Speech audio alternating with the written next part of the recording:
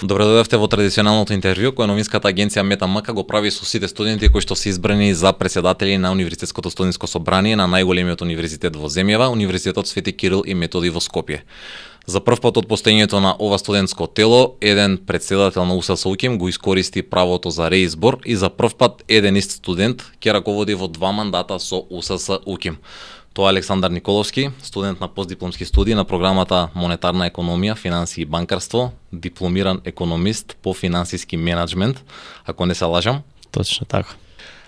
Првиот мандат му започна во ноември минатата година, а неодамна беше повторно избран по пат на тајно гласање на седница на Универзитетското студентско собрание на УКИМ. Александар, ти честитам на реизборот и добре дојде повторно во студиото на MetaMK. Ти благодарам и ти благодарам на поканата. Во твојата програма за теконата академска година може да се најдат, која што патеме нели прилично богата, може да се најдат многу проекти и активности. Дел од нив, како што можам да видам, се старо нови, но дел ги представуваш и за прв пат. Во овој разговор ќе ги опфатиме оние за кои што сметам дека се најважни во овој момент, но ќе позборуваме и за некои состојби на УКИМ и секако во македонското високо образование.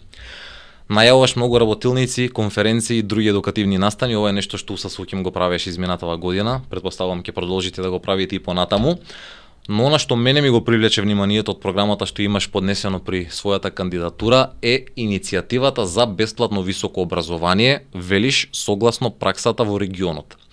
Ова е всушност дел од студентскиот манифест кој што го издадовте како универзитетски собрание претходно годинава и кој што документ, ако не се лажам, го потпиша представниците на најголемите политички партии неодамна, со што претпоставувам дека прифатија да се заложат за реализирање на она што е предвидено во него.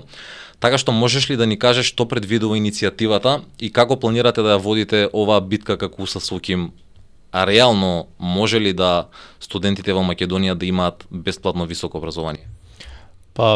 Генерално, од почетокот на создавањето на манифестот и нашите посети студиски во регионот, бевме во Словенија, бевме во Брисел, во Белгија, имаме контакти со Србија, Црна Гора, Босна и останатите земји, кога ќе се види како е концепиран нивниот систем на високо образование, секоја земја нуди одредено стипендирано високо образование без плаќање на партиципација. Во Словенија е целосно бесплатно, додека другите земји Хрватска, Србија, Босна и Херцеговина, Црна Гора имаат систем на финансирање на високо образование каде што одреден дел од студентите се наградени да студираат бесплатно, па така да и ние исто да го сметаме бидејќи нашите студенти одат да студираат во овие земји и потреба е доколку сакаме да ги задржиме една од мерките покрај квалитетот како најбитен фактор за да останат тука е и системот на финансирање на високо образование, затоа што досегашниот систем не сметаме дека доволно допринесува за развој на квалитет и дека треба да биде променет. Во кој дел сметаме? Во делот на партиципацијата 200 со 400 евра, приватна и државна квота, тука многу е ниска разликата за да се оделат подобрите студенти, односно да се наградат оние со повисок успех и оние кои што се со понизок успех, па за тоа можеби треба да се изнајдат нови решенија како веќе Националниот совет за високо образование го работи, тоа ние сме дел од тоа. Како ќе се финансира долгорочно високото образование, затоа што досега 2010 мисламе дека е променета со одлука на влада начинот на финансирање, претходно било 400 со 800. Не се доволни финансиските средства. Универзитетите се жалат дека нема финансии, министерството се жали дека нема финансии, а сите сакаат подобар квалитет. Тоа не е начинот на кој што треба. Треба и државата да изнеде систем на финансирање преку даноци, дотации итн. и преку партиципацијата која што првично сметаме дека оние кои што се најдобри треба да бидат наградени да студираат бесплатно. Не сметаме дека сите за почеток, затоа што сметаме дека финансиската состојба во државата не е на тоа ниво да може сите да студираат бесплатно. Сега, која е состојбата, дали сме разговарале со представниците на власта? Така, дали сте разговарале, затоа што најголемата владеачка партија исто така го потпиша овој документ? Точно. Вака, ние имавме состанок и со Министерката за образование, го представивме манифестот и во собрание на дебатата на клубот за младински прашања и политики. Пред 2 недели бевме во владата, имавме исто така јавна дебата за млади. Пред премиерот беше представен манифестот. Она што радува е дека и во програмата на владата има одредена мерка која што се залага за одреден вид на стипендирано образование за кадри кои што недостасуваат, односно бесплатно високо образование. Сега чекаме да помине оваа година, заради тоа што власта ја зема на средина на година, нели имаше ребаланс на буџетот и некои предизвици со тоа, да се смири ситуацијата до 2025 да почнат долгорочни стратегии да се работат за новиот начин на функционирање на високото образование покрај финансирањето, тука и законски измени на законот за високо образование, за оброк, за студентски стандард и за студентско организирање, нов закон кој што ќе го регулира студентското организирање во државата. За прв пат после 30 години независност ќе се избориме и тој закон да биде донесен. Како ги опфатиме овие законски иницијативи понатаму во разговорот. Сега од една страна зборуваме за иницијатива за бесплатно високо образование, од друга страна имаме ситуација реална во која што УКИМ од годинава ги зголеми трошоците за студентите на поголем дел од факултетите кои што се дел од овој универзитет, и ова е нешто за што МТМК и студентари активно пишуваа и објавуваа. Во програмата ти стои иницијатива за укинување на сите дополнителни трошоци за студирање освен партиципација на товар на Министерството за образование и наука. Би прифатиле ли вакво нешто универзитетот и министерството кое што практично треба да го сноси товарот во еден ваков случај? Истото оваа иницијатива дискутиравме со министерката на средбата по дебатата во влада, бевме во Министерство за образование и го представивме ова како предизвик затоа што членот 123 од Законот за високо образование предвидува дека МОН ги сноси дополнителните трошоци, односно сите трошоци за студирање. Каде доаѓа проблемот реален, едно е нели напишано на хартија, друго е во функционалноста. Еве, МОН до сега се уште нема исплатено средства на УКИМ за струја. И во секој момент ректорката притиска да ЕВН не ги исклучат од струја, Министерство за финансии да направи некој ребаланс за да се префрлат средства. Минатата година, тоест годинава во јануари, беа покачени платите за професорите за 50% и тоа било испланирано само до месец јуни. Од месец јуни навака немаше предвидено средства во буџетот како ќе се плаќаат професорите, и тоа се некои работи за кои што внатрешно мора да се кажат за студентите и за јавноста дека имаме проблем, но мораме да најдеме решение.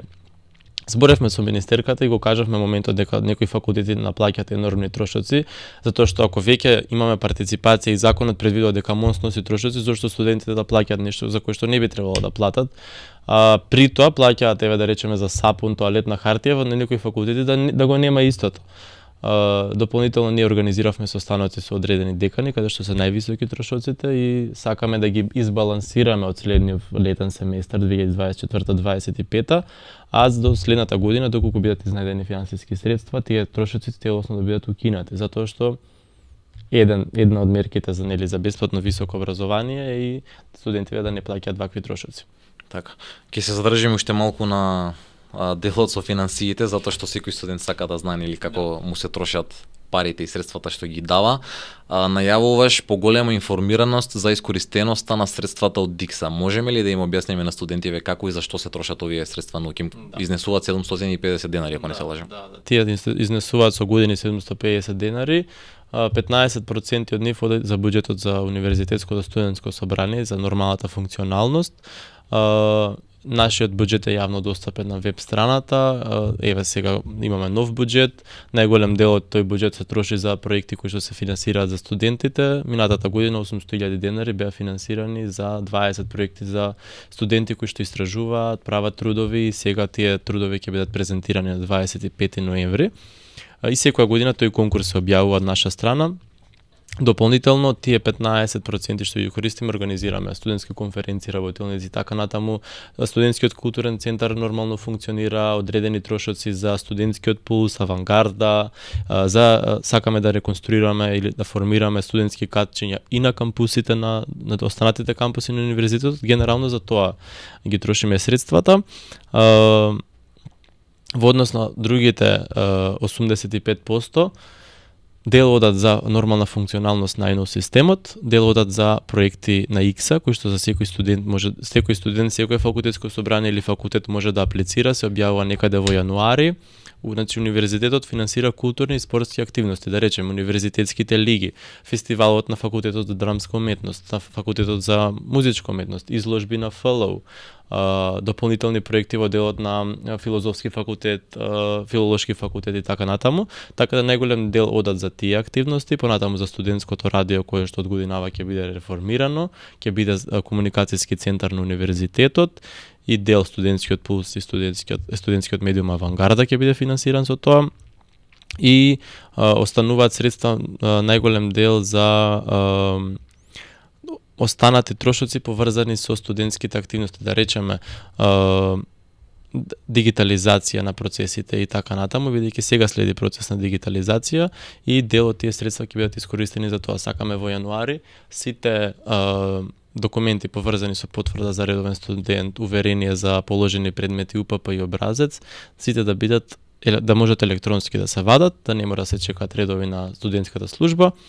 И од септември веќе бевме во МОН, бидејќи МОН пропишува како да изгледа индексот, да смениме правилник и од септември да немаме индекс во физичка форма. Тоа ни се генерално идеите поврзани со финансирање во ДИКСА. Така, да биде електронски индексот практично добро. Најголем процент одат за овие проекти. Во однос на запишувањето и заверката на семестарот, може од предстојниот летен семестар да се очекува дека сето тоа ќе биде дигитализирано и целосно онлайн или? Значи имаше неодредени проблеми сега овој семестар со упис и заверка, значи уписот образецот е веќе дигитализиран, не постоеш, тргнате на одредени факултети кои што студентските служби не може да постигнат со тоа затоа што кадарот нели треба да се прилагоди, овозможија повторно да се носи образец, но генерално електронски се упишуваат предметите и образецот треба веќе да е тргнат од употреба. Истото и за образецот за заверка, сега семестарот ќе се заверува само со индекс, нема потреба се пополна тој образец, останува оној приупис од Државен завод за статистика, кој што имавме средба со директорот и они сакаат од септември исто тој да го нема. Фактички ако активно притискаме и работиме, од септември сите документи ќе бидат дигитализирани. Една од поинтересните иницијативи и активности кои што ти се наведени во програмата е студентската мерка наречена Нашите студенти во нашата земја, која што подразбира креирање на ваучер систем со неколку институции во висина до 10.000 евра. Какви ваучери би биле тоа и за што би ги користеле студентите? Како студентско собрание и национално студентско тело работиме по завршување на студиите, односно по дипломирањето, студентите да не им биде опција да се вработи некаде или да си оди од државата, туку да има и опција да размисли што сака да прави со животот, да остане тука и при тоа да има можност со некаква идеја да направи нешто во државата. Сега на 3 дела се дели таа мерка, ја поднесовме до сите институции, разговаране со Министерството за економија веќе 2 пати, сега чекаме трет координативен состанок за овие средства да бидат вклучени во овој буџет, не знаеме, но веќе од наредната 2026 година да бидат вклучени како систем, затоа што и владата најави финансирање на стартапи за 30.000 евра за млади. Што значи ова сега? Оваа мерка се дели на 3 концепти. Едниот концепт е финансирање на бизнис идеи преку АВРСМ, односно преку Агенцијата за вработување, за предприемништво. Секој што има бизнис идеја да добие 10.000 евра да ја разработи, да поднесе бизнис план и да ги искористи во државата за основање на некаков бизнис. Значи не мора да е стартап, било што зашто он завршил факултет, да речеме. Вториот момент е за стартапи до 10.000 евра и третиот е за продолжување на образованието, на магистерски, докторски или неформално образование во делот на академии и така натаму, се со цел да ги опфатиме сите гранки по дипломирањето, студентот да има некаква опција, наместо да размислува да си оди, тој да размислува како тука да креира да го подобри општеството. Бидејќи покрај студии, потоа мора да имаш некаква нели цел во животот. Ова е една од работите кои што може да ти овозможи, нели.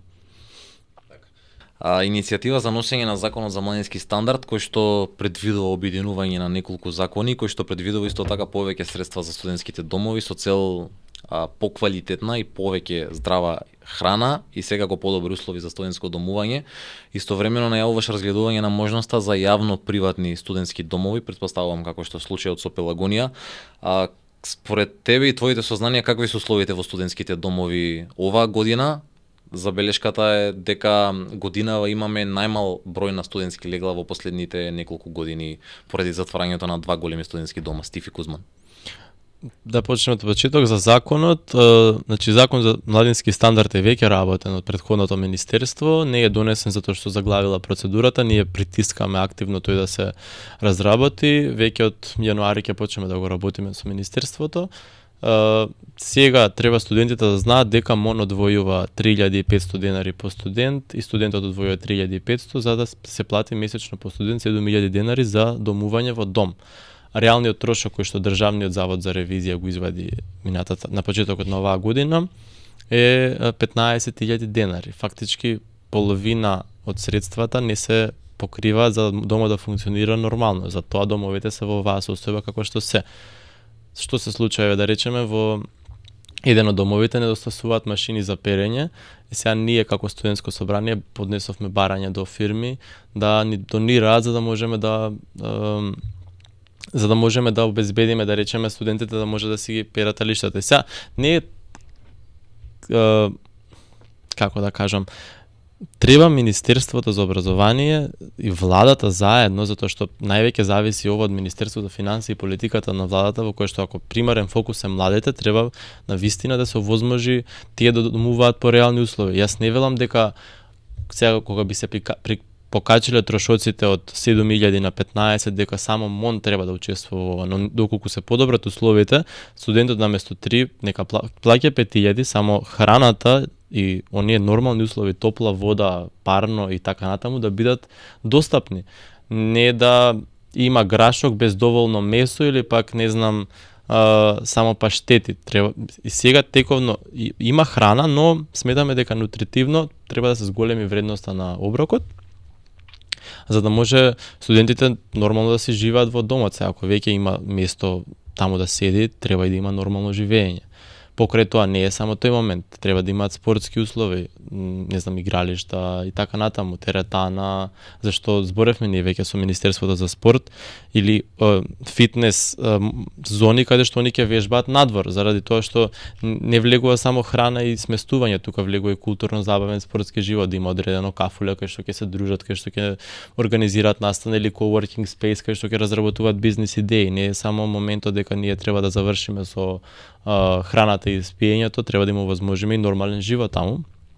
Така да работиме активно на повеќе полиња и преку студентскиот манифест истото го предвидуваме. Вториот момент беше за Законот за младински стандард беше и намалениот број на легла. За намалениот број на легла, сите студенти кои што аплицира и исполнува услови се сместени. Веројатно повеќе дел од студентите знае дека ќе нема доволно место, па се сместија во станови низ градот. Ние имаме барање за ограничување на висината на кириите во универзитетските градови. Тоа веќе го работиме како анализа со Клубот за младински прашања и политики во Парламентарниот институт се разработува анализа дали од други земји во Европа го имаат тоа и би сакале да го воведеме, да речеме од понаредната година, затоа што не може се одеднаш и преку ноќ да направиме, но се работи и на тоа. Активно соработуваме со координаторката Драгана и многу сме среќни поради нивната отвореност. Сега онаму каде што немаше доволно легла во домовите, студенти беа сместени во ученички домови, беа обезбедени легла. Партенија Зоографски и Здравко Цветковски ГУЦ. Така да генерално во однос на сместувањето ние немавме многу жалби, но за оние кои што имавме ние постапувавме во МОН. Заедно со студентарија објавувавме онлайн форми каде со студентите пополнија, да речеме од 150 студенти на една форма која што ни пополнија, 60 и нешто беа сместени по наше барање, иако беа одбиени за ослободување од партиципација. Понатаму се случи една девојка да фати алергија од Томе Стефановски Сенич, не знам, некој алергија си имала девојката, итно ја преместивме во друг дом. Значи, секогаш кога студентите нас не пишуваат, ние реагираме, не спиеме, туку константно сме будни, така да во однос на сместувањето, она што е позитивна вест е дека Кузман треба да биде готов до октомври, а Стив Наумов до средината на следната, односно новата академска година, така да леглата ќе се стабилизираат веќе од наредната академска година. Доколку бидат спремни и подготвени за вселување. Точно. Па министерката ги притисна кога бевме заедно на увид да до октомври дека мора да биде готов. Сега се надевам дека ќе си останат на збора и министерството ќе си остане на притисокот да ги притиска за да побрзо да биде завршена работата. Мерката ваучери за меѓуградски превоз која што ја започна претходната влада, новата влада не ја продолжи, барем за сега јас не видов најава за таква нешто. Исто така студентите никогаш не ги добија ветените ваучери за туризам кои што претходната влада повторно им ги најави, па потоа ги пренамени за работниците со пониски примања. А од друга страна, новата влада го представи својот прв проект за студентите од почетокот на незиниот мандат, а тоа се 250 евра ваучери за електронски уреди кои што студентите треба да ги добијат, најавено е барем така, до година. Кој е твојот став како претседател на УССОКИМ или еве кој е ставот на Универзитетското собрание на УКИМ по ова прашање и дали некој ве консултираше околу оправданоста на оваа мерка и дали вакво нешто им е потребно реално на студентите? Да се навратиме назад на првиот момент. За меѓуградски превоз веќе испратено барање до Министерството за транспорт и врски за средба. Националната стратегија за млади 23-27 предвидува попусти за меѓуградски превоз. Генерално во европските земји никаде студентите немаат бесплатен меѓуградски превоз, ниту пак градски како што е случајот кај нас. Значи еве позитивна страна, ние како држава обезбедуваме бесплатен градски превоз за нашите студенти, во други европски земји тоа го нема, така да еве ние нешто сме понапред да речеме. Остануваат студентите за втори трет циклус за кој што имаме поднесено барање до ЈСП и до град Скопје и до МОН. Што се однесува до ваучерите за меѓуградски превоз од 1200 денари, тоа беше антикризна мерка за 6 месеци, значи не беше предвидено дека ќе се исплаќаат долгорочно тие средства. Нашиот став е или тоа да се врати назад, да се исплаќаат, или пак да се обезбедат доволна големина на попусти за студентите да имаат попристапен меѓуградски превоз. Реалноста е дека некои градови не имаат меѓуградски превоз. И за тој момент можеби треба да се размисли дали таму да се дадат ваучери, бидејќи еве да речеме, мислам дека Свети Николе или Делчево немаат редовни градски линии. А нели Скопје најголем број од студентите студираат, околу 30 и нешто илјади од 50 вкупно, така да барем за тие студенти кои што патуваат, а немаат меѓуградски превоз, да им се дадат ваучери за такси или комбиња што и да плаќаат, бидејќи тоа не се редовни линии кај што може да се обезбеди попуст. За туризам зборевме со Министерството за економија, бидејќи кај нив доаѓа угостителството, а нели Министерството за култура го превзема туризмот. Сега со економија дискутиравме, они планираат во новиот оперативен план од јануари да влезат тие ваучери, да ги разработиме. За студенти да бидат. Дали ќе бидат сега таа големина која што ние поднесовме, не знаеме се уште заради тоа што буџетот е ограничен, но генерално позитивна е мислата дека сакаат таа мерка да си продолжи. Сега за новата мерка која што ја објави владата, ние како УСС, УКИМ и како национално студентско тело и моје лично субјективно мислење дека треба да ги поздравуваме сите мерки кои што се однесуваат за студентите и се за подобрување на студентскиот стандард, но исто така сметаме дека при носење на мерки кои што се однесуваат за подобрување на студентскиот стандард треба студентските организации да бидат исконсултирани, да се направи одредена анализа дали која е потребата за електронски уреди, дали на сите студенти им се потребни тие електронски уреди, колку тоа ќе им го подобри стандардот, за разлика од одредени други моменти кои што, да речеме, ги немаат. Еве, студентските домови немаат квалитетен интернет. Се случува после 10 дена во Пелагонија да нема доволно интернет и сега они ќе земат електронски уреди, а домов да нема средства за интернет, зашто ќе ги користат ако интернетот им е најпотребен. Ставот ни е дека кога ќе се носат нови мерки за студентскиот стандард и подобрување на студентските услови, дека треба сите заедно да искомуницираме, партиските помладоци, студентските организации, клубот за младински прашања и политики, Министерството и владата, за да се донесе решение кој што ќе биде бенефит за сите страни, сите категории на групи. Посебно за оние кои што се ранливите, затоа што тие се оние кои што највеќе им требаат финансиски средства и поддршка. Така, меѓутоа не бевте консултирани за оваа мерка, затоа што така дојде како падната од небо одеднаш. Не бевме искомуницирани и не знам колку време е правена таа анализа, дека е потребно на студентите, за сите студенти дека има потребно да земат електронски уред, иако е супер, треба да се искомуницираат сите студентски организации за да донесат заедничка одлука. Продолжуваме на други теми. Субвенциониран студентски оброк и бесплатен јавен превоз во Скопје за студентите на втори трет циклус кои што го начна веќе ти во разговорот. Колку е реално да се воведе бесплатен превоз и за нив, ако знаеме дека Министерството за образование и наука веќе 2 години не ги подмирува сметките кои НИЕСАП Скопје ниту за студентите на додипломски студии. Ова впрочем беше нотирано и во последниот извештај на Државниот завод за ревизија, ЈСП неколку пати исто така реагираше. Сте во комуникација со надлежните институции? Со министерката зборевме баш кога се актуализираше прашањето во август, баш телефонски се слушнавме, јас на одмор бев, памтам, уште са бајле 7-8 беше нешто, и ми се јавува баш да дискутираме заради тоа што се крена фама дека немало студентите да имаат градски превоз бесплатен. Од јануари тоа не е точно, ќе си продолжат од оваа година редовно да се плаќаат на градот Скопје за субвенцијата. Проблемот е што предходно град Скопје, ЈСП и МОН немале потпишано договори. Сега министерката правно е прашањето за префрлање на тие средства кои што се должат и треба да го решат тоа меѓусебно, но срамота е ако веќе нешто било ветено да не се исполнува. Зошто го ветуваш, а немаш финансиски средства да го покриеш, или правилно менаџирајте ги финансиите како што треба Министерство за финансии со МОН, град Скопје и ЈСП, или дајте си оставки и дајте им можност да работат на некои кои што знаат како да менаџираат финансии, затоа што не е идејата направи промоција, вети мерка и после една година да не можеш финансиски да исплатиш. Тоа е нашиот став и сметаме дека ако веќе било тоа ветено, дека бесплатниот градски превоз треба да се продолжи, затоа што и во самата програма на градоначалничката беше ветено дека сите во градот ќе имаат бесплатен јавен превоз, не само студентите, така да тоа треба да се биде исполнето. Добро, се чини дека сме далеко од исполнување, барем на нова предизборно ветување. Го спомнавме оброкот, според законот за субвенциониран студентски оброк, износот од 140 денари треба да се зголеми веќе од почетокот на следната година, нели од јануари. Има ли некакви најави дека навистина ќе се зголеми или пак ќе барате некои поинакви измени на овој закон, затоа што овој е еден од законите кои што секоја година некако претрпуваат амандмани и измени, што ќе се случи во годинава? Па, нашиот став е дека доколку сакаме нешто нормално да функционира, треба да трпи измени, и веќе ако е разработено, а недостасуваат одредени елементи, во соработка со властите треба да се менуваат нештата за да бидат подобро функционални.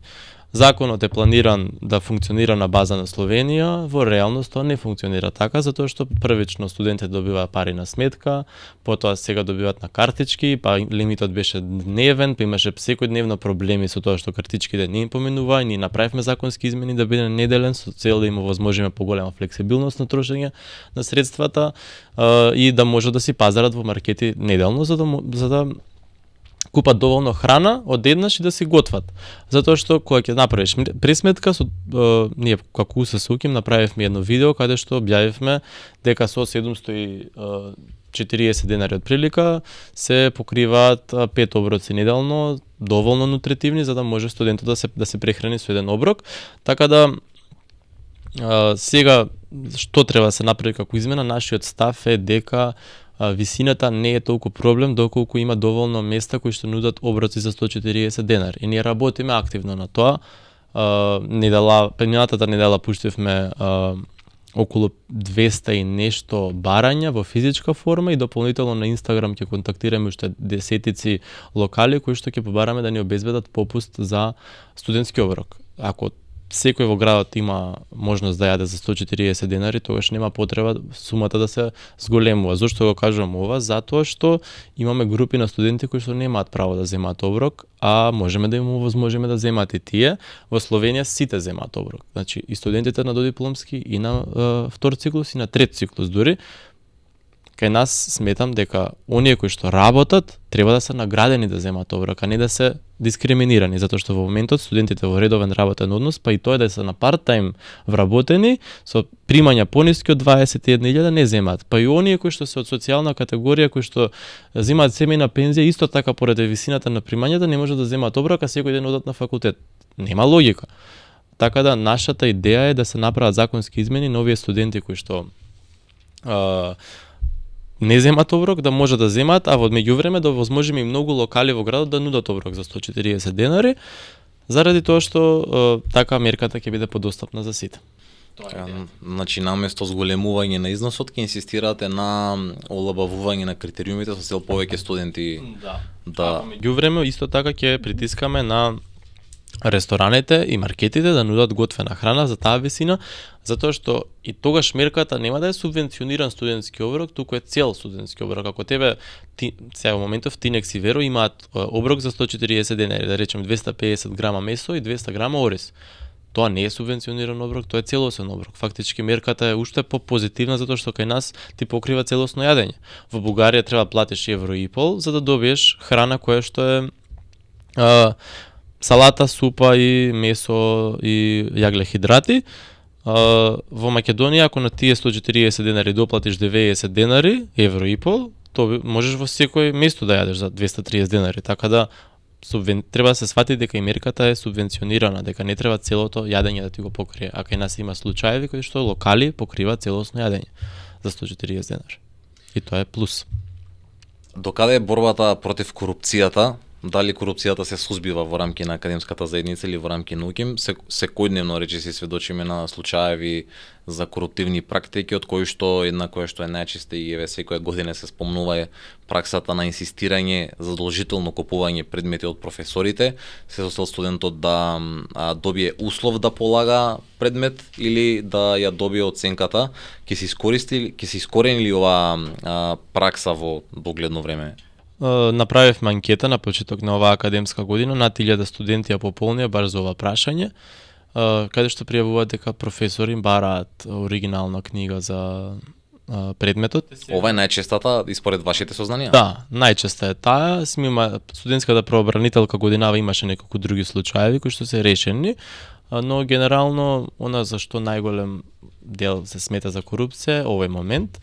И сега имате професори кои што кои што не бара да им ја купиш книгата задолжително да ти дадат право да полагаш, ама има професори кои што ти викаат ако сакаш со книга да полагаш 5 минути на испит или ако сакаш уште 10 поени за целиот предмет да добиеш повисока оцена, купи ми ја книгата која што чини 3000 денари. Сега што им порачуваме ние на тие професори или додека не сме почнале јавно да ги гониме за тоа што го прават, бидејќи тоа е коруптивно однесување, со време да си го повлечат тој начин или таа пракса на делување, затоа што неделава ќе биде испратено барање до сите деканати за ова, а потоа ќе провериме, ќе направиме анализа дали до крајов на семестаров тоа е повлечено. Ако не биде, јавно со име и презиме секој професор ќе биде објавен што прави, за која сума на пари се работи и потоа тој нека си го сноси товарот на честа, зашто за одредени 200 денари авторски права наплаќа толку средства за студентите. Секој професор по закон за високо образование, за да стане редовен професор, треба да објави книга. Тој кој ќе објави книгата, прво, годинава 50% им беше покачена платата на професорите. Следнава година уште 50. И сега ти за 200 ефтини денари наплаќаш товар на студентите 3000 денари да ти купат книга, па дајте ја книгата електронски, наплатете по 100 денари авторски права, зошто да ја плаќа 3000 во печатена форма. Вториот момент е дека сакаме да воведеме електронска библиотека на УКИМ, во програмата стои, ќе се разработува, УКИМ веќе има репозиториум на книги и УКИМ финансира пишување на книги за професори. Професориве се наместо така да се финансираат за книги или преку проекти на невладени организации, тие гледаат преку студентите да наплатат книга за 3000 денари, што нема логика. Впечатокот е дека и студентите се свесни дека постојат такви пракси, раководството на универзитетот се запознани дека има такви пракси, меѓутоа се толерира. Зборевме со проректорката, зборевме со ректорката и ви кажувам дека ако професорите не си се повлечат во наредниот период со тоа, ние јавно ќе ги објавиме со име и презиме кои се. Докаде е носењето на законите за високо образование и за младински стандард, кој што исто така го спомна, ти си претпоставувам вклучен во средбите како претседател на УСС-УКИМ и како претседавач со националното студентско тело? Да, вака, законот за високо образование ќе се работи од јануари, треба некаде до средина на следната година да е донесен. и таму ќе бидат затегнати условите кои може да стане професор, како се станува професор и така натаму, ќе бидат изменети делот на студентското организирање од законот, ќе биде префрлено во нов закон и таму ќе биде признаена и работата на националното студентско тело. Зошто? Затоа што ние како држава немаме национално тело, сега имаме неформално, ќе го формализираме за потоа да можеме да пристапиме и кон Европската студентска унија, која што отвора многу можности за развој на студентското организирање и студентскиот активизам кај нас.